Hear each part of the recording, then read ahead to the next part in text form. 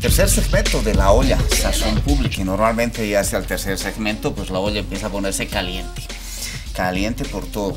Pero una de los elementos claves en esta calentura de hoy será pensarnos, ¿es posible hablar más allá del desarrollo, pensar otros caminos, ¿no? Pensar que estos otros modos de vida no solo estén en el lugar de la resistencia, ¿no? Sino, ¿es posible revertir cosas, colocarnos en otros horizontes? Mira, quiero empezar contigo porque haces parte justo de un grupo de trabajo de alternativas al desarrollo, claro, sobre alternativas al desarrollo. Ya no es hablar de desarrollo alternativo como se puso de moda durante buen tiempo, ¿no? Una suerte de ropaje a la misma lógica del desarrollo. ¿Es posible hablar de alternativas? ¿Por dónde? Yo creo que, o sea, puedes partir desde los grandes conceptos como el vivir bien, el buen vivir, los derechos de la naturaleza, por ejemplo, donde los países andinos como Bolivia y Ecuador han tenido un papel súper importante al colocar esos temas en el debate mundial, ¿no? Porque realmente esto ha irradiado a las discusiones en todo el planeta. El vivir bien como un horizonte, no como una cosa que determine algún gobierno, algún partido, alguna movida así en el inmediato, sino como un horizonte de transformación que justamente se coloca por fuera de la acumulación capitalista, por fuera de un relacionamiento con la naturaleza en la que esta solamente es un recurso a explotar o a aprovechar, sino que también tiene derechos, tú te relacionas de otra manera, eres un ser vivo inmerso en un universo de seres vivos que se respetan y que conviven entre sí, ¿no? Y eso en lo macro obviamente tiene muchas expresiones, en lo micro cómo se puede intentar hacerlo realidad. Podemos, por ejemplo, meter la educación, ¿no? La educación universitaria, muchos jóvenes quieren ser agrónomos, se van a la facultad de agronomía y se les mete que monocultivo, que tiene que ser para exportación, que tiene que ser con full agroquímicos, que tiene que ser con agrotóxicos para que esto salga los tomates así de grandes y a lo mejor cuadrados para que quepan mejor en la caja para llegar a Alemania, ¿no? Pero podríamos revertir todo eso y decir, a ver, ¿qué agricultura necesitamos nosotros aquí para poder comer bien, para ser saludables? Ahí entra otra visión de salud, por ejemplo, ¿ya? Que no es tanto la salud de tengo salud porque tengo un hospital a mi alcance donde me van a dar antibióticos y operación cuando lo necesite, sino tengo salud porque no me enfermo, porque respiro un aire puro, porque tomo un agua buena, porque como bien, ¿no? Entonces creo que es revertir muchas lógicas que se nos han hecho naturales, de lo grande, de lo moderno, de lo expansivo, y sí valorar lo chiquito, pero sí con un sentido de calidad de vida. O sea, no estamos hablando de sencillez en el término de miserabilidad, ¿no? Sino de sencillez digna. Rafa, ¿es posible pensar alternativas al desarrollo? Pues no solamente es posible, es necesario ahorita, porque así como estamos, el norte que nos promete el mundo moderno nos conduce al suicidio colectivo de la humanidad. La vía campesina, por ejemplo, dice algo que deberíamos tomarnos muy en serio. El 50% de la emisión de gases de efecto invernadero lo produce la agroindustria.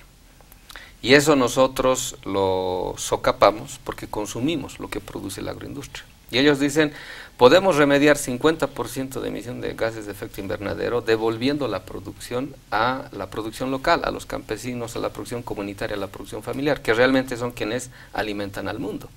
Porque ahorita los granos están destinándose al etanol, al biodiesel y toda esa vaina, ¿no? Otra cosa que nosotros tenemos que pensar ya de modo detallado es cómo a partir de incluso lo último que está aconteciendo en la discusión de la ciencia actual en relación a los descubrimientos de la física cuántica, está confirmando todo lo que nos repetían los amautas, los yatiris, los médicos tradicionales acerca de, en definitiva, la medicina nuestra, la medicina tradicional, cura más y cura mejor que la medicina moderna. Incluso en el primer mundo hay bastantes investigadores que provienen de la ciencia médica moderna que se pasan de bando, si quieres.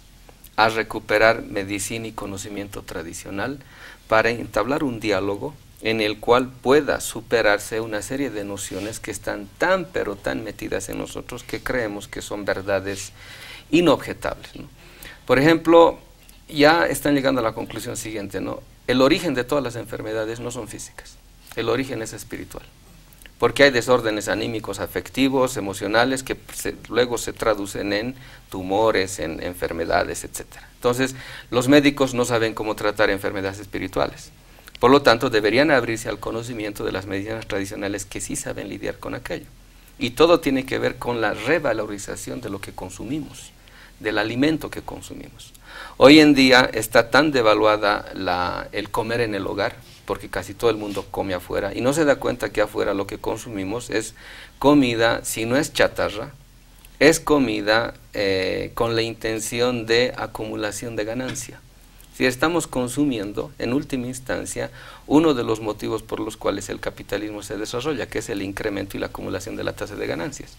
Entonces, ahí uno se pregunta, ¿no? Cuando uno produce un alimento, uno se está produciendo a sí mismo porque uno se define a partir de la relación que establece con la naturaleza.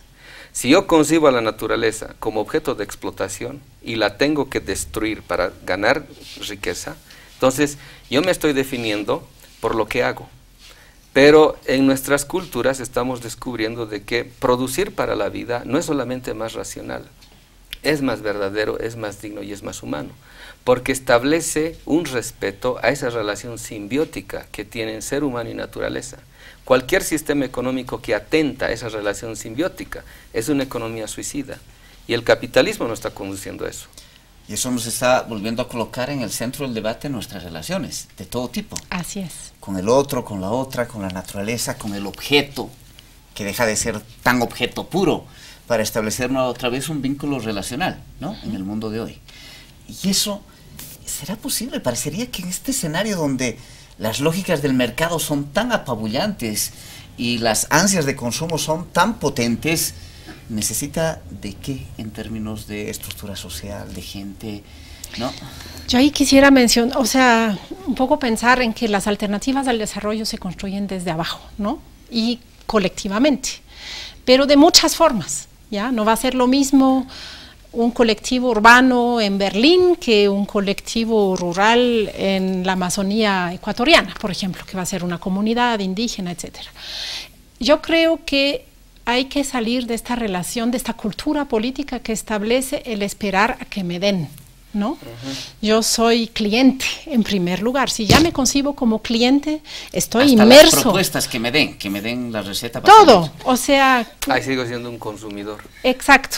O sea, soy hasta un consumidor de los conceptos de futuro que pueda tener, ¿no? Y retomar la vida en nuestras propias manos y discutir cuáles son nuestras necesidades en esta localidad específica, en este contexto específico, en este momento específico de la historia, cuál es el entorno que nos rodea y cómo queremos relacionarnos con él, ¿no? Y de ahí, de esta deliberación, nacen las alternativas al desarrollo, creo yo. Rafa. El individuo es el que tiene que empezar a reclamar por la creciente multiplicación de enfermedades nuevas incluso que están apareciendo, incluso a nivel infantil. Tiene que empezar a reclamar una cualificación del producto que consume.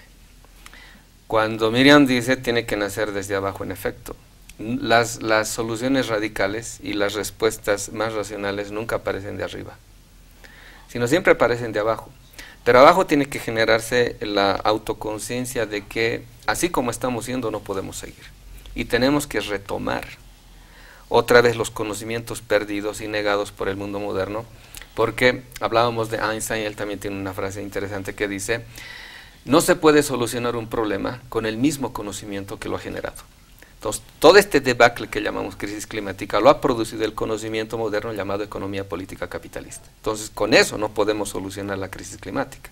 Tenemos que acudir a nuestros saberes, a nuestros conocimientos, a nuestros horizontes, a nuestra concepción de vida, de mundo, de naturaleza, etcétera, para partir de ahí. Por eso, hoy en día, ante el debacle, ante la orfandad utópica en la cual nos ha dejado el mundo occidental, tenemos que recuperar nuestros mitos, nuestros saberes y desde ahí proyectar alternativas. Y eso significa hasta en el primer mundo la gente ya dice ahí, en Europa, en Estados Unidos, el mundo moderno ya no va más. Parece que hemos llegado a un límite y que tenemos que aprender a escuchar qué dice el resto del mundo. Entonces, cuando el presidente Chávez decía, ha llegado la hora de los pueblos, creo que tenía razón. Ahora creo que el sur es el que tiene la palabra y es el que tiene que decirle al norte por dónde tenemos que ir, cuál debería ser ahora nuestro norte. Quisiera plantearles para el último bloque, a partir de todo lo que ha estado conversándose, parecería que hay un elemento central en esto último que han estado mencionando. Las alternativas no van a venir como una bajada de línea, como una receta. O como una orden de arriba. O como una orden de arriba. Claro. O te van a decir, estos son los 10 pasos para salir del desarrollo y vivir bien, buen vivir o lo que fuera, ¿no? Pasa por una manera distinta de colocarnos nosotros, nosotras en este mundo, nuestra propia actoría y nuestra capacidad de relacionarnos y conectarnos con otros y con otras. Eso también exige una modificación en la manera en que entendemos nuestra acción política, nuestra vida en las lógicas modernas de ciudadanos, de ciudadanas, o de comunidades, o de encuentros colectivos. Quisiera pedirles para el último bloque, el último segmento de La Olla, propuestas, ideas, experiencias, de esa otra manera en que tomamos nuestra corresponsabilidad en lo que está pasando en este mundo, en nuestra comunidad, en nuestro grupo local, en qué comemos, en con quién nos relacionamos, cómo nos relacionamos, en qué vestimos, en qué compramos, qué no compramos, qué generamos nosotros, qué es posible caminar ahí en este desafío más ya en el tejido de nuestra vida, de las organizaciones, de nosotros, de nosotras como personas. Eso como desafío, propuestas para el último bloque de La Olla Sazón Pública, últimos ingredientes para ver qué preparado hoy nos sale. A veces hay que hacer brebajes que como brujas o brujos nos permitan también modificaciones importantes que nos está reclamando el planeta. Ya volvemos con La Olla Sazón Pública.